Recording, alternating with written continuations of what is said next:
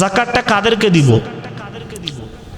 যাকাত কোরআনুল কারীমের মধ্যে 7 শ্রেণীর ব্যক্তির কথা বলা হয়েছে। তবে স্পেশাল ব্যক্তি যারা দরিদ্র, ফকির, মিসকিন, এদেরকে আমরা যাকাত দিতে পারি।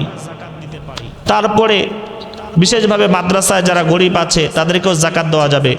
বিশেষভাবে যারা অভাবগ্রস্ত, ঋণগ্রস্ত আছে, টাকা আছে অনেক, কিন্তু তারপরে এমন ঋণ যে ওর বাসা বিক্রি করলেও ঋণ কি হবে না, শোধ হবে না, ঋণগ্রস্ত ব্যক্তিকেও কি করা যেতে পারে, যাকাত দেওয়া যেতে পারে।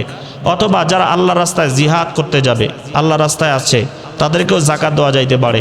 অথবা কোনো মুসাফির, বাসায় টাকা আছে কিন্তু সফরে গেছে, সফরে টাকা শেষ, এখন বাসার থেকে নিয়ে যাওয়ারও কোনো ব্যবস্থা নাই, তাহলে তাকেও যাকাত দেওয়া যাবে। তবে সবচাইতে বর্তমান সময়ে মাদ্রাসাগুলোতে, যেগুলোতে গরিব অসহায় থাকে, এদেরকে যাকাত দেওয়াটাই সবচাইতে উত্তম।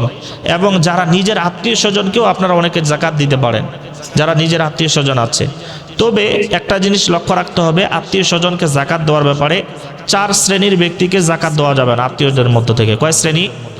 4 শ্রেণী।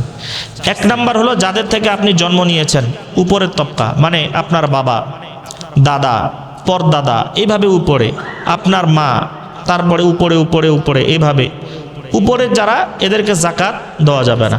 2 নাম্বার আপনার থেকে যারা জন্ম নিয়েছে, আপনার ছেলে, আপনার নাতি, তারপরে পুতি, এদেরকেও কি দেওয়া যাবে না, যাকাত দেওয়া যাবে না। 3 নাম্বার হলো স্বামী স্ত্রীকে যাকাত দিতে পারবে না। 4 নাম্বার হলো স্ত্রী স্বামীকে যাকাত দিতে পারবে না।